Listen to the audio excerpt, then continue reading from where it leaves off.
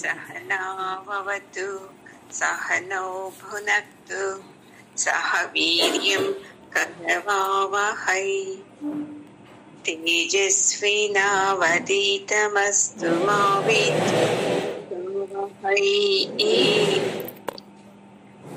ॐ शान्ति शान्ति शान्तिः। జగద్గురువు కృష్ణుని పాదాలకు, గురువు గారి పాదాలకు నమస్కారం చేద్దామండి. ఈరోజు 6వ ధ్యాన శ్లోకం అండి. భీష్మద్రోణతటా జయద్రథజల గాంధార నీలోత్పలా శల్యగ్రాహవతి కృపేణ వహని కర్ణేన వేలాకుల అశ్వత్థామ వికర్ణ ఘోరమకర దుర్యోధనావర్తిని సోత్తీర్ణా ఖలు పాండవైరణ నది కైవర్తక కేశవ. ఈ శ్లోకంలో ఏం చెప్తున్నారంటే, మనం ఎప్పుడైతే భగవంతుణ్ణి సంపూర్ణంగా నమ్ముతామో, భగవంతునికి ఎప్పుడైతే మనము శరణాగతి అవుతామో అప్పుడు ఏం చేస్తాడంటే, పరమాత్ముడు మన సమస్త ఏదేది ఉంది చూడండి మన జీవితంలో అవన్నీ ఇచ్చి కాపాడతాడు మనకు. ఆ భక్తి ముఖ్యము, ఆ శ్రద్ధ అనేది ముఖ్యమని ఈ శ్లోకంలో చెప్తున్నారండి. ఎలా ఆ జగద్గురువు కృష్ణుడు ఈ పాండవుల్ని ఈ కురుక్షేత్రం అనే యుద్ధ రంగము కాదు, అంత పెద్ద నది, అదైన నది అంటారు దాన్ని, ఆ నది నుండి కాపాడి వాళ్లను క్షేమంగా ఒడ్డున చేర్చుతాడు. అందుకే పరమాత్మనికి మనం ఎప్పుడూ శరణాగతి కావాలి. పాండవులు అలా శరణాగతి అయినందునే వాళ్ళు చూడండి, తక్కువ సైన్యం వాళ్ళది, 7 అక్షుని సైన్యమే ఉండింది. అయినాను వాళ్ళు గెలిచారంటే అది వాళ్ళు భగవంతుణ్ణి నమ్ముకున్నందుకే. వాళ్ళు కౌరవులు ఏం నమ్ముకున్నారు? తన సైన్యాన్ని నమ్ముకున్నారు. దుర్యోధనుడు తన సైన్యాన్ని, తన సైన్యంలో ఉండే అతి పరాక్రమవంతుల్ని నమ్ముకున్నాడు. అతను భగవంతుణ్ణి వదిలేశాడు. అందుకే అతనుకు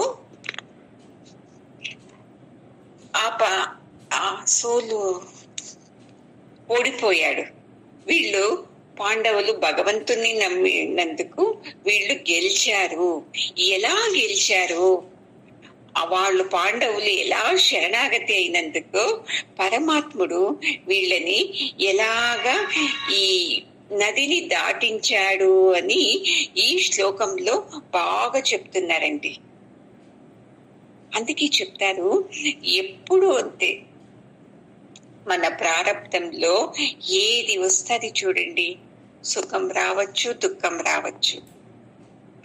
ఏది ఉన్నాను మనము పరమాత్మనికి శరణాగతి అయ్యామంటే ఆ 2 మన మీద పరిణామం చూపించవండి. ఓడిపోయామో లే కష్టం వచ్చిందో అప్పుడు కుంగిపోము. నా ప్రారంభంలో ఈ కష్టం రావాలని ఉంది, అయితే భగవంతుడు దీంట్లో నుండి నన్ను బయటకు ఎత్తుతాడు అనే నమ్మకం వస్తుంది. సుఖం వచ్చిందా అనుకోండి, అప్పుడు ఏమైతుంది తెలుసా? ఇంత సుఖం చూసి నేను అహంకారం పడకూడదు, ఇది ఏమున్నా నన్ను కిందకు తోసేస్తుంది, ఇది ఎంత భగవంతుని కరుణతో నాకు వచ్చింది అని నమ్ముతాడు. మనం ఏం నమ్ముతున్నాము? కౌరవుల్లాగా నా శక్తి, మా ఆయన, నా ఆస్తి, నా ఆరోగ్యము, నా యౌవనము, ఇలా ఏదేది ఉంది చూడండి, నా బ్యాంక్ బ్యాలెన్స్, నాకు సొంతం ఇల్లు ఉంది, మా ఆయనకు ఎంత మంచి జాబ్ ఉంది, వీటినన్నీ నమ్మి మనము దుఃఖపడుతున్నాము. పాండవులు ఎలా నమ్మి ఈ కురుక్షేత్రం అనే యుద్ధంలో జయించి బయటకు వచ్చారో దాన్ని ఎంత బాగా వివరిస్తూ ఉన్నారు చూడండి. భీష్మ ద్రోణ వీళ్ళిద్దరూ ఏం తెలుసా అండి, ఇప్పుడు ఈ కురుక్షేత్రం యుద్ధాన్ని ఒక నదికి పోలుస్తున్నారండి. చాలా భీకరమైన నది, చాలా వేగంగా ప్రవహిస్తూ ఉంటుంది. మీరు చూసిండొచ్చు కదా, మనం చూసే నదులు చాలా స్లోగా ఉండొచ్చును, అయితే కొన్ని నదులు చాలా వేగంగా ప్రవహిస్తూ ఉంటాయి. ఇప్పుడు చూడండి, ఎక్కడ చూశాను, హరిద్వారు, ఋషికేశ్, అక్కడ గంగా నది ఎంత భీకరంగా ఎంత వేగంగా ప్రవహిస్తూ ఉంటుంది. ఈ యుద్ధము అలాగే, అంత భీకరమైన యుద్ధం కదండి. 18 అక్షోహిణి సైన్యం అంటే సామాన్యమా? ఆ సైన్యం కింద మన మనసులో నడుస్తుంది కదండి కురుక్షేత్ర యుద్ధము. దీంట్లో ఎక్కువ సైనికులు ఉంటారు కదండి. కామ, క్రోధ, లోభ, మోహ, అసూయ, ద్వేషాలు ఎన్ని ఉంది, వీళ్ళతో మనం ఇక్కడ జయించాలి. పాండవులు కౌరవులు ఆ యుద్ధ రంగంలో జయించాలి. ఆ యుద్ధ రంగంని ఈ ఒక నదికి పోల్చి, ఆ నదిలో వీళ్ళు ఈ సైడ్ దడం నుండి అటుపక్క ఉండే దడానికి ఎలా వెళ్ళగలుగుతారు పాండవులు అని వివరిస్తూ ఉన్నారండి. అందుకే దీంట్లో ఏం చెప్తున్నారంటే, భీష్మాచార్య ద్రోణాచార్యులు ఒక నదికి అటుపక్క ఇటుపక్క ఉండే దడ ఏనంటారే అమ్మ, దడాల్ని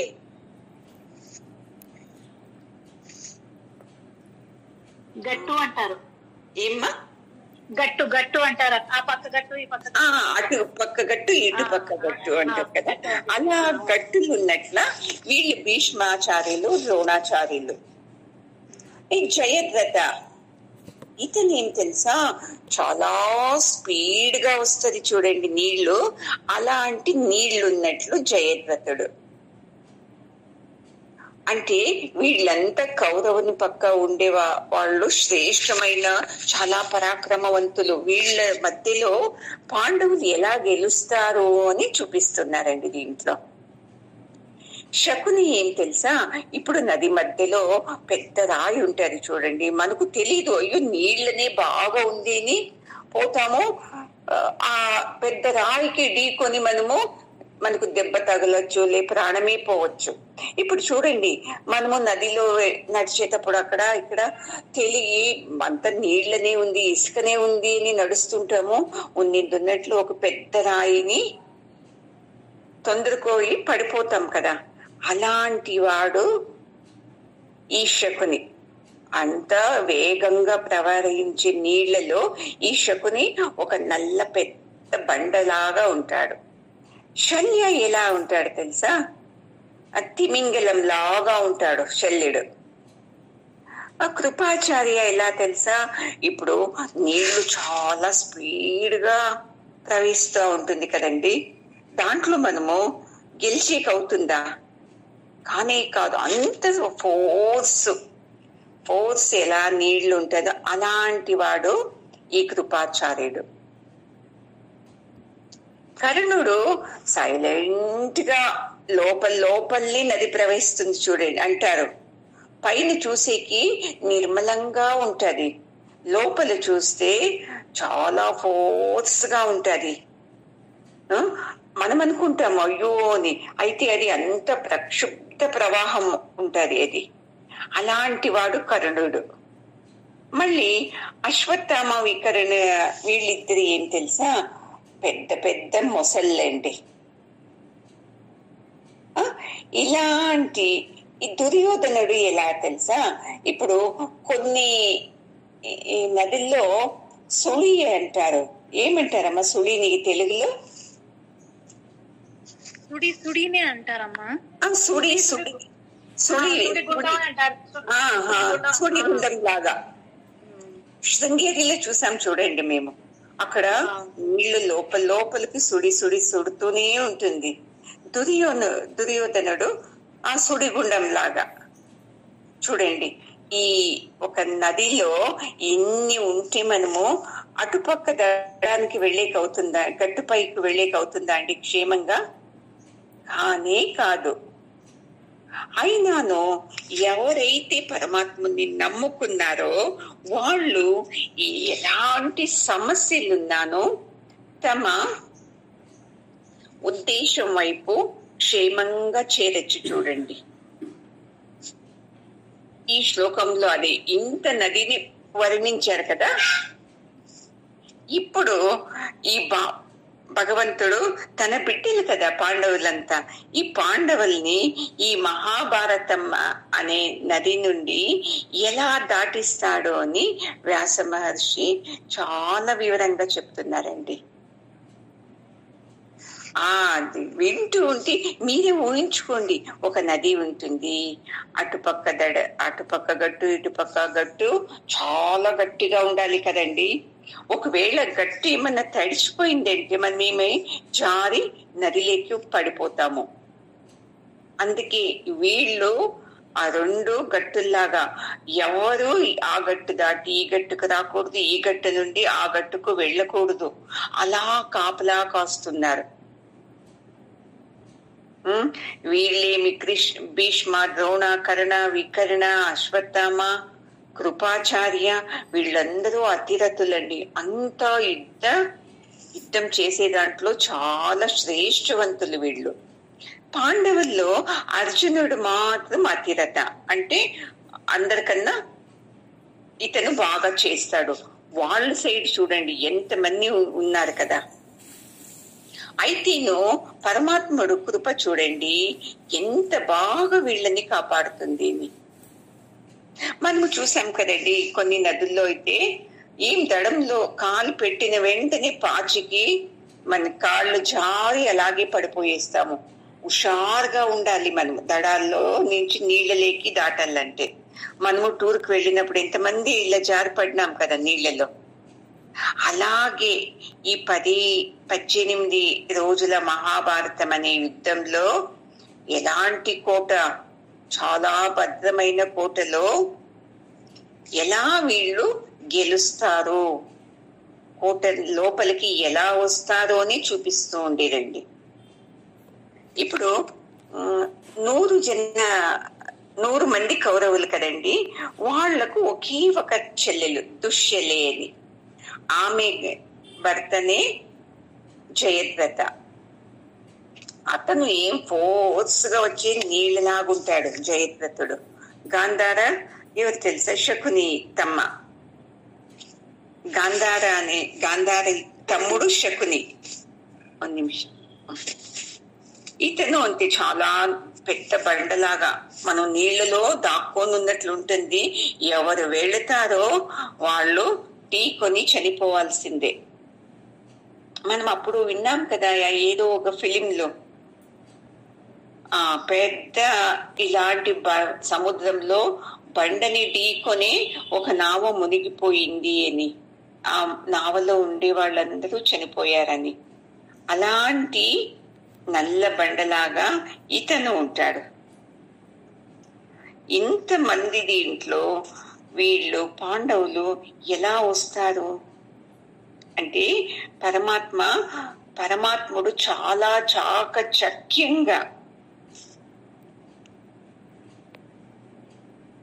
5 మంది పాండవుల్ని తన చేతిలో పెట్టుకొని వీళ్ళని ఈ యుద్ధం అనే నావని చాలా హుషారుగా నడిపిస్తారంట. చూడండి మళ్ళీ ఎలాగా ఈ పాండవులకు ఏ దుఃఖము రాకోకుండా, కష్టము రాకోకుండా ఈ మహాభారతం అనే నదిని చాలా చాకచక్యంగా అటువైపు నడిపిస్తాడు.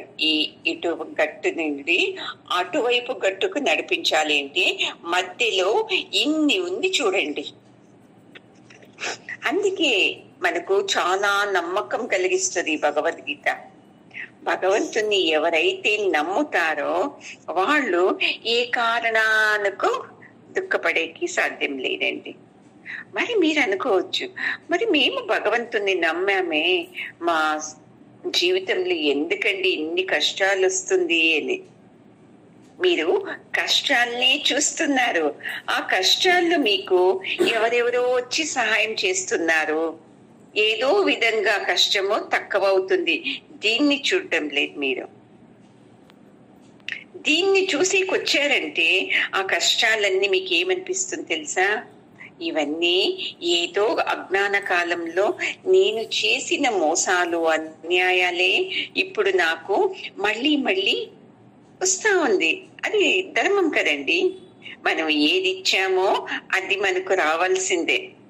నువ్వు మంచిది ఇచ్చావా నీకు మంచిదే వస్తుంది, చెడ్డది ఇచ్చావా చెడ్డదే వస్తుంది.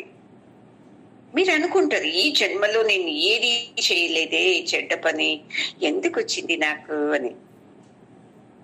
ఈ జన్మలో మీరు చేసిండరండి ఏదో ఎన్ని జన్మలుంది కదా, ఈ ఒక్క జన్మన మంది.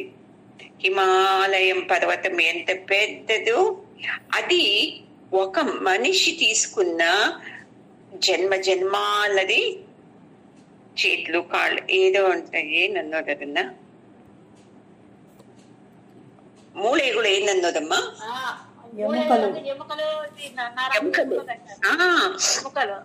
చూడండి, హిమాలయం పర్వతం ఉంది కదా, అది ఒక మనిషి ఎముకలంటే చూడండి. అట్లా అయితే ఎన్ని జన్మలు ఉంటాం కదండి మనము. అంత పెద్ద ప్రారంధం మంది. ఆ ప్రారంధం మనం అనుభవించాల్సిందే. మళ్ళీ మీరు అనుకుంటారు కదా ఈ జన్మలో నేను ఏదీ చేయలేదండి, చాలా మంచిదాన్ని అని. చూడండి, ధర్మము చాలా సూక్ష్మాతి సూక్ష్మమైంది. ఈ జన్మలో నువ్వు ఏదీ చేస్తలేదు, ఎవరికి మోసం చేయలేదు, అన్యాయం చేయలేదు, ఎవరిని నిందించలేదు, నీ పని ఏదో నువ్వు చేసుకుంటూ ఉన్నావు.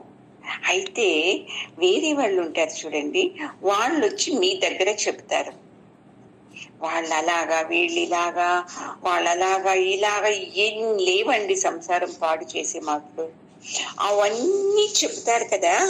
అప్పుడు మీరేమి ఆనందంగా విని ఉంటారు. చూడండి ధర్మ సూక్ష్మత ఎలా ఉంది అని. మనకెందుకు అంత విన్న తర్వాత గంట సేపు మాట్లాడతాం ఇంకొక వ్యక్తి గురించి, ఆమె అలాగా, ఇతను ఇలాగా, వాళ్ళు అలాగా ఇలాగా అని. అప్పుడు ఏమైతుంది తెలుసా అండి, ఆ ప్రారంధం మీరు మాట్లాడారు కదా, నిందలు వేశారు కదా, అవన్నీను ఎవరు చెప్పారో వాళ్లకు వెళుతుంది కర్మ ఫలితము, ఎవరు విన్నారో వీళ్లకు వెళుతుందండి ఆ చాడీ మాటలు.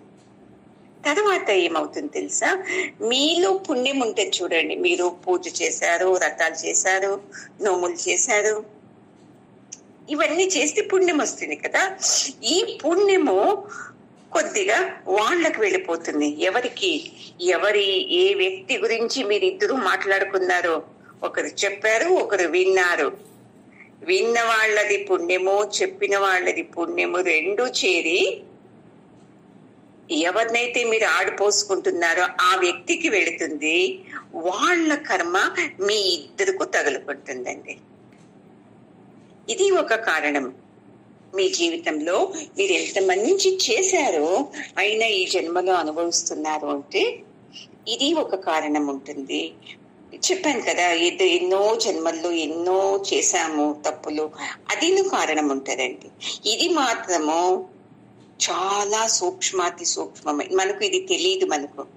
మనకు నమ్మకం మన మీద, నేను ఎవరిని మోసం చేయలేదు, ఎవరికి అన్యాయం చేయలేదు అని. అయితే ఆ చాడీ మాటలన్నీ మీరు వింటున్నారు కదా, ఇది మీరు చేస్తున్న పెద్ద అధర్మం అండి. షాక్ అవుతుంది కదా సత్యం జీర్ణించుకోవాలంటే. ఎందుకంటే ఇలాంటి పనులు లెక్క లేనన్ని చేశాం మనం. ఇద్దరు వ్యక్తులు చేరినారంటే తన దగ్గర లేని మూడో వ్యక్తి గురించి మాట్లాడేది. పోనీ మూడో వ్యక్తి గురించి మాట్లాడండి, తప్పు లేదు. వాళ్ళలో ఏదో మీకు కొద్దిగా కనపడితే దాన్ని భూతత్వంలా చూసి దాన్ని వాళ్ళు చెప్పటం, మీరు వినడం, ఆహా అని సంతోషపడటం. పోనీ మూడో వ్యక్తి గురించి మాట్లాడండి, ఏది మాట్లాడాలి? వాళ్ళలో మంచితనం గురించి మాట్లాడాలి. మాట్లాడతారా మంచితనం గురించి? మంచి పనులు ఎన్ని చేశారో బాగా కనపడుతుంది మనకు వాళ్ళలో.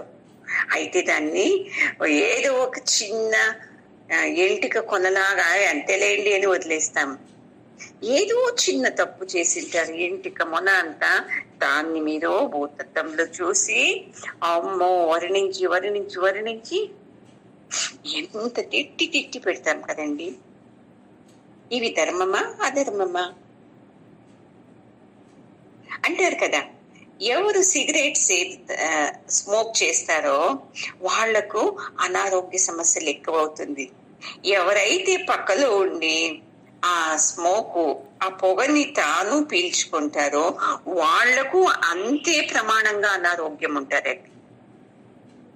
విన్నారు కదా మీరు కూడా, డాక్టర్ మీకు చెప్పింటారు.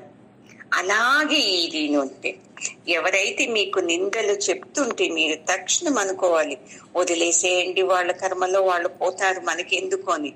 మనము అంటాము, ఎప్పుడు అంటాము? అంతా విన్న తర్వాత నాకు కడుపు తీపి, ఆహా వాళ్ళు కష్టం అనుభవిస్తున్నారు కదా అని, తర్వాత ఏదో నేను గ్రేట్ అనిపించుకోవాలని, వదిలేయండి మనకెందుకు వాళ్ళ విషయమో అని అప్పుడు అంటాము. అయితే అంత లోపల అవ్వాల్సింది అన్నీ అయిపోయి ఉంటుంది. వాళ్ళ కర్మనల్ని మీ ఇద్దరు నెత్తినేసుకుంటారు. మీ ఇద్దరు పుణ్యము ఎవరి గురించి మాట్లాడుతున్నారో ఆ వ్యక్తి మూటగట్టుకొని అతను బాగుంటాడు. వాళ్ళ కర్మని మూటగట్టుకున్న మీ ఇద్దరు సమస్యల్లో దిగుతారండి. ఇది ధర్మం చూడండి. అందుకే మనము మంచి మాటలు వినేకి ప్రయత్నం చేయాలి, మంచి మాటలు చెప్పేకు ప్రయత్నం చేయాలి. అప్పుడైతే పాండవులు ఎలాగా ఇంత పెద్ద సమస్యలో నుండి క్షేమంగా అటువైపు గట్టుకు వెళ్ళారో మీరు కూడా అటువైపు గట్టుకు వెళ్ళేదానికి సాధ్యమవుతుందండి. అందుకే పాండవులు శరణాగతి అయిపోయారు పరమాత్మునికి. ఓహో, మనలాగా మనిషిలాగా ఉన్నాను, ఇతను మనిషి కాదు, ఇతను సాక్షాత్ పరమాత్ముడు అని. కౌరవులు ఆ భావన రాలేదు. ఇతనెందుకు పరమాత్ముడు అవుతాడు, మనలాగా ఉన్నాడు, పరమాత్ముడు ఇతనెందుకు అవుతాడు అని. అయినాను భీష్మునికి తెలుసు, విదురునికి తెలుసు పరమాత్ముడే అని. అయితే వాళ్ళ ప్రారంధం ఎలా ఉంది? చెడ్డవాళ్ల స్నేహం చేశారు, అందుకే వాళ్ళు చనిపోయారు. అంటే భగవంతుని స్నేహం చేస్తే చనిపోరా, అలా కాదు అర్థము. అన్యాయంగా చనిపోయారు కదా. ఏమే అందరూ అంటాం కదా, చూడు భీష్మ మహాత్ముడు ఎంత పెద్ద వ్యక్తి, అధర్మం వైపు ఉన్నాడు, ఇలా తిట్టుకోరా అండి. అది చనిపోవడం అంటే. ప్రాణం వదిలేస్తే చనిపోయేది కాదు. అన్యాయానికి సపోర్ట్ చేస్తే మనము చనిపోయినట్టే లెక్క. ఒకరికి మోసం చేస్తున్నాము అంటే చనిపోయినట్లే లెక్క. ఒకరు నిందలు వింటున్నామంటే మనము చనిపోయినట్లే లెక్క. ఇది మృత్యు అంటే. మృత్యు అంటే దేహాన్ని వదిలే ప్రాణం వెళుతుంది, అది కాదు. నిజమైన మృత్యు ఎవరైతే అధర్మానికి సపోర్ట్ చేసుకొని ఉంటారో వాళ్ళందరూ చనిపోయినట్టే లెక్క. అయితే పాండవులు వాళ్ళకు తెలిసింది. ఎందుకు తెలిసింది? ఎప్పుడు జగద్గురువుని పట్టుకున్నారు వాళ్ళు. అందుకే మనము అంతే, ఎవరైతే మంచి వాళ్ళు ఉంటారు చూడండి, వాళ్ళ స్నేహం చేయాలి. అప్పుడు మనకు వాళ్ళ గుణాలే వచ్చేస్తుంది.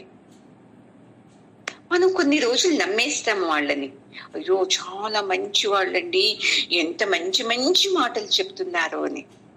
మంచి మంచి మాటలు చెప్తారు, తర్వాత వాళ్ళ నిజస్వరూపం తెలుస్తుంది. ఆ నిజస్వరూపం తెలిసాక మనం ఏం చేయాలి? ఓహో వీళ్ళు చెప్పేది ఒకటి చేసేది ఒకటా, ఓహో అని మనం ఏం చేయాలి? దూరం ఉండాలి వాళ్ళ నుండి. లేదండి వాళ్ళ అప్పుడంతా మంచి మాటలే చెప్పారు, నేను వీళ్ళు వదలను అని పట్టుకున్నారంటే మీరు అధర్మం వైపు ఉన్నట్టే లెక్క. ఎవరెవరు అధర్మం వైపు ఉంటారో వాళ్ళు మంచి వాళ్ళ దగ్గరకు చేరుకోలేరు. ఇన్ని రోజులు ఉండొచ్చు మంచి వాళ్ళ దగ్గర, అయితే మీ గుణం ఎప్పుడు అర్థమవుతుందో, ఓహో వీళ్ళు పైన ఇలాగా లోపల ఇలాగనా అని, అప్పుడు మిమ్మల్ని వాళ్ళు నవ్వుతూనే దూరం పెట్టేస్తారు. ఇది తెలుసుకోవాలంటే మనం చాలా పుణ్యం చేసి ఉండాలి. ధర్మం వైపు రాండి, మళ్ళీ మీరు మంచి వాళ్ళ వైపు వెళ్ళిపోతారు. ఎలా పాండవులు భగవంతుని నమ్మి ధర్మం వైపే ఉన్నారు.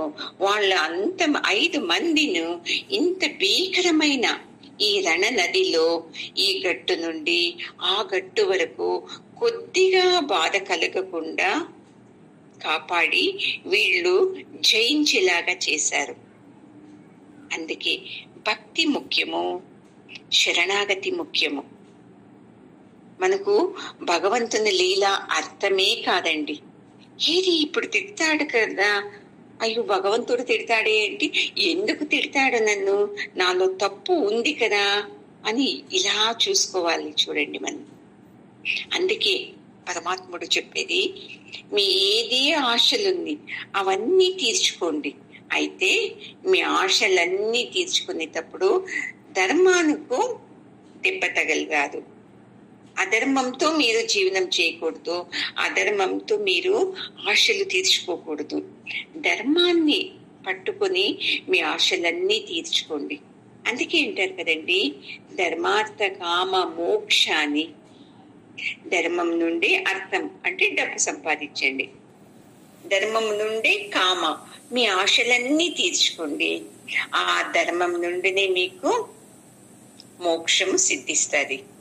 మనం ధర్మం తప్పి డబ్బులు సంపాదించడము, మన ఆశలు తీర్చుకోవడం చేశామంటే మనము ముక్తి వైపు వెళ్ళము, మరణం వైపే వెళతాం. కౌరవులు 11 అక్షుహిణి సైన్యం ఉన్నాను, వాళ్ళు ఓడిపోయారు, అందరూ చనిపోయారు. పాండవులు 7 అక్షుహిణి సైన్యం మాత్రమే ఉండింది, పాండవులు అందరూ బతికారు. చూడండి, ఇది చూడండి ధర్మం. మనకు ఈ భగవద్గీత వినే లోపలే ధర్మం అంటే ఏది, అధర్మం అంటే ఏది అని బాగా తెలిసిపోతుందండి. మనం ఇప్పుడు ఎవరినన్నా తిట్టేది అధర్మం అనుకుంటాము. కాదు, ఏదో తప్పు చేస్తున్నప్పుడు దండించాలి, అది ధర్మము. తప్పు చేస్తున్నాను దండించుకోకుండా, అయ్యో ఇలాగే లేండి, వీళ్ళు ఎప్పుడూ అల్లరి చేస్తారు, ఇలాగే లేండి, మా ఆయన ఎప్పుడు తిడుతూనే ఉంటారు, ఇలాగే అనుకొని పోతూ ఉంటే మనము అధర్మానికి ప్రోత్సాహం ఇస్తున్నట్టే అని తెలుసుకోవాలి అండి. ఇలా భగవంతుని నమ్మినందుకు పాండవులు ఈ గట్టు నుండి ఆ గట్టుకు ఎలా వెళ్ళి క్షేమంగా చేరారు, అలాగే మనము అంతే పరమాత్మని నమ్మి అతను ధర్మంతో, పరమాత్మని ధర్మమే వేరే కదండి, మన ధర్మమే వేరే. మన ధర్మం ఏది, ఇది తినద్దు, అది చేయద్దు, ఈ రోజు సోమవారము, ఈ రోజు ఈ పూజ చెయ్యి, రేపు ఆ పూజ చెయ్యి, ఇది మన ధర్మాలు. భగవంతుని ధర్మం ఏం తెలుసా, నేనంటే ఎవరు, పరమాత్ముడంటే ఎవరు అని తెలుసుకునేది భగవంతుని ధర్మము. ఆ ధర్మాన్ని ఎవరు తెలుసుకుంటారో వాళ్ళకి ఎప్పుడు జయం కలుగుతుంది. అది ఒక రకము. ఇంకో రకము, మనం పరమాత్మని నమ్మితే మనకు జీవనంలో జయం లభిస్తుంది. ముక్తి వేరే ఉందండి, ఇది ముక్తినే. సమస్యల నుండి సుఖము వైపు వచ్చేది ముక్తినే. నేనే ఆత్మస్వరూపిణి అని తెలుసుకునేది అది కూడా ముక్తినే అండి. సరేనా? ఓం పూర్ణమదః పూర్ణమిదం పూర్ణాత్ పూర్ణముదచ్యతే పూర్ణస్య పూర్ణమాదాయ పూర్ణమేవావశిష్యతే. ఓం శాంతి శాంతి శాంతి. హరి ఓం. శ్రీ గురుభ్యో నమః. హరి ఓం. గురువు గారి పాదాలకు, జగద్గురు సద్గురు కృష్ణుని పాదాలకు నమస్కారం చేద్దామండి.